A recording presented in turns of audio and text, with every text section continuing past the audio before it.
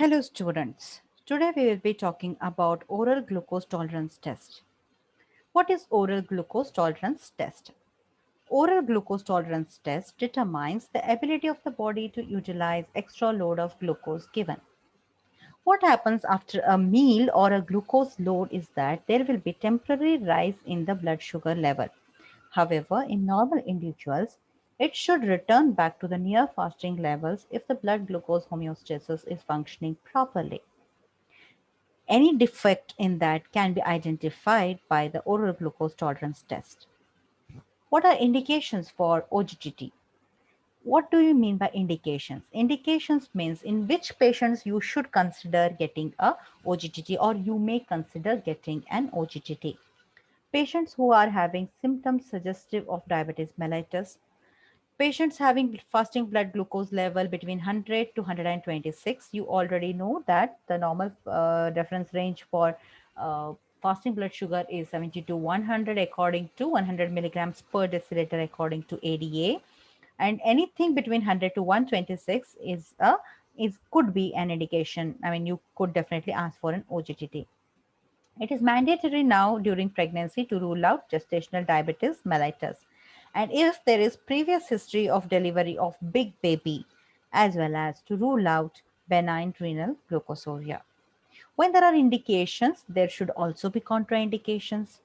Now, contraindications for OGTT means the conditions where you absolutely should never ask for a OGTT test. Those are: one, already diagnosed diabetic patients. Remember, that's the reason we said the FBS between 100 to 126, because 126 and more is suggestive of diabetes mellitus. So if a patient is already diagnosed with diabetes mellitus, then you should never ask for an OGTT, because OGTT does not have any role in its follow up or prognosis of the diabetes mellitus. If the patient is acutely ill, like a patient is in ICU on ventilator, then again OGTT should not never be done in such patients. What are the instructions and patient preparations for OGTT? This is the most important aspect, and rather most of the times ignored aspect as well. Whenever you instruct your patient to give their OGTT test, you should also tell them that on the previous day, or they should not go on complete fasting or starvation diet. They should have the meals should have a minimum of 150 grams of carbohydrate in their diet at least 3 days prior to the test.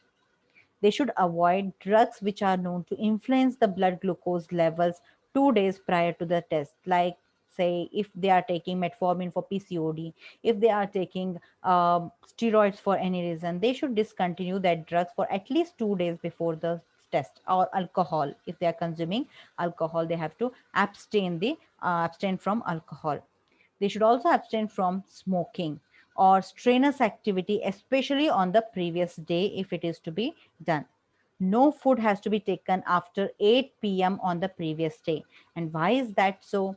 We define fasting as 10 to 12 hours of compulsory mandatory fasting from the previous meal. So if the meal was taken at 8 p.m., then next day 8 a.m. he will or she will be fit for giving fasting blood glucose level, because 12 hours of fasting is mandatory. Most of the times patient will ask, I have not eaten anything after 8 p.m., but can I just take tea or coffee? So it's again not allowed. Ideally, some people do allow black coffee and black tea, but it would be recommended if neither black tea or black coffee, with or without sugar, nothing should be allowed. What about water? Water can be safely taken, it does not affect. Fasting state blood is given for FBS, and at the same time, the patient should also give urine for qualitative Benedict's test. Once the FBS is collected, the patient will be given 75 grams of anhydrous glucose. 75 grams of anhydrous glucose. If you don't get 75 grams of anhydrous glucose, then 82.5 grams of glucose can be, monohydrate glucose can also be given. If it is a child, then the calculation is 1.75 grams per kg body weight. This is dissolved in 300 ml of water, and this should be drunk within 5 minutes. Again, after giving this glucose load, after 2 hours, collect urine and blood sample every hour for 2 hours, every half an hour or every hour for 2 hours. So that is how you will prepare your patient for the test, as well as you will instruct the patient. So when do you call it as a normal curve? Fasting is present. When you take the fasting, it is present in normal limit, and after the glucose load is given, it rises at 1 hour interval, and this rise is mainly because of glucose absorption from the intestine. Why glucose absorption from the intestine? Because normally glucose gets absorbed after digestion and all at the last stage of the intestine. Once it is absorbed, the blood glucose level peaks, and this stimulates the cells in the pancreas to release insulin. The main function of insulin is a hypoglycemic hormone, which will make all the cells take up the glucose. So now all the cells will take up the glucose. So suddenly the blood glucose will start dropping in the blood. And at the end of 2 hours, it will reach the near fasting level. By 2:30, 2.5 hours, it would have reached almost the fasting levels. You should do the urine test for Benedict's qualitative test to see if there are presence of any reducing substance, and usually in normal curve it will be negative. Let us see how this picture will look on a OGTT chart. So you can see the 0R has 86, and his urine sugar Benedict's method shows blue color, which would mean nil sugar or nil reducing substance. After half an hour after the glucose load, after giving glucose load, and half an hour after that, when you checked, it raised from 86 to 126. Now this was because of the peak absorption of the glucose, and at 1 hour it was 110, so it started dipping, and exactly at 2 hours it has come down to 90, which is almost nearer to your 86, that is near fasting levels. Okay, so that is what is the interpretation. Now let us see how will a diabetic curve look. So you see that the fasting is already 200, and according to the ADA criteria, for FBS more than 126 itself is diabetes mellitus, and in this case it is 200. After giving the glucose load, after half an hour, you tested that it came to around 250. 1 hour, still it is very high, it is 350. By 1.5 hours it has reduced, but you can see that at the end of 2 hours also it has still remained high, only nearing 300. It has not reached the 200, that is near fasting level. So this is a case of diabetes mellitus. So in diabetic curve, cogitative curve, you will see fasting will be higher than normal, highest volume will be seen at 1 hour, and whenever it exceeds the renal threshold, which is 180 milligrams per deciliter, glucose will be found in the urine, and at the end of 2 hours, the blood glucose will never return the fasting levels even after 2.5 hours. So now observe the urine sugar by Benedict's method. At 0 hours, that is fasting, also it is showing yellow color, which is indicative of some percentage of reducing substance present in the urine. So how much percent? 1%, 1 gram percent of sugar reducing substance is present in the urine. Whereas subsequently it is orange red to red grading of a qualitative Benedict's test. So that is the interpretation of your diabetes mellitus. Now we will see when you call it as a impaired glucose tolerance. When fasting is more than 100 or 110, if you are following WHO, then we call it as fasting more than 110, because OGTT is actually guidelines are laid down by WHO. So when we say for OGTT, we call it as fasting more than 110. But ideally, we follow clinically, they follow usually the ADA guidelines. So whenever the fasting is more than 100, but less than 126, you call it as impaired fasting glucose. After the load, after 1 hour, there is a peak, and this peak crosses the renal threshold, and so the glucose starts appearing in the urine. But at the end of 2 hours, it still stays high and is more than 140 milligrams per deciliter, and at the end of 2.5 hours, it is still higher than the fasting. Let us see the values here.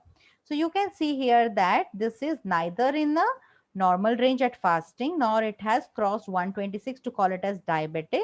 It is lying in between these two. And since it has not crossed 180 milligrams per deciliter, the renal threshold is not bypassed. So the urine is blue, indicating glucose has not appeared into the urine. So there is no reducing substance in the urine. After giving a load at this point, you waited for half an hour and you took another sample which showed 180 milligrams per cent. That means now it has hit the renal threshold. Slowly the glucose will start appearing in the urine, which will give it yellow green or greenish yellow colored precipitate. After 1 hour, further it has reached the peak of absorption, which is 220. At 1.5 hours it is 200. At 2 hours, if it had come back down less than 140, it would have been a correct case. I mean, it should have. But what is happening here, this after the end of 2 hours also, it is staying above 140. So this is indicative of impaired glucose tolerance test. Okay. Then comes fourth type of a curve, which is called as lag curve or elementary glycosuria. What will happen in this particular case? The fasting will be in the normal range. What is the normal range? Somewhere 70 to 100. Okay. After giving the glucose load, 75 grams in 300 ml of water, after 1 hour post glucose, it will become very high, so high that it crosses the renal threshold of 180. But due to that, this happens due to increased rate of glucose absorption as well as delay in the insulin action. Matlab, till now there is no defect in the absorption is what we have felt, but it still keeps high only. So for some time there is transient glycosuria. This condition you will see in hyperthyroidism, in pregnancy, in gastroenterostomy, or whenever a patient is in early stages of developing diabetes mellitus. Okay, so that is your lag curve. Fifth one is your flat curve. Now this flat curve you will see when there is in a patient with malabsorption or hypoactive endocrine organs or Simon's disease. What will happen? The curve will never have a proper peak. We just discussed, no, fasting will be less. After load, after half an hour, it starts increasing, and by 1 hour, it reaches the peak.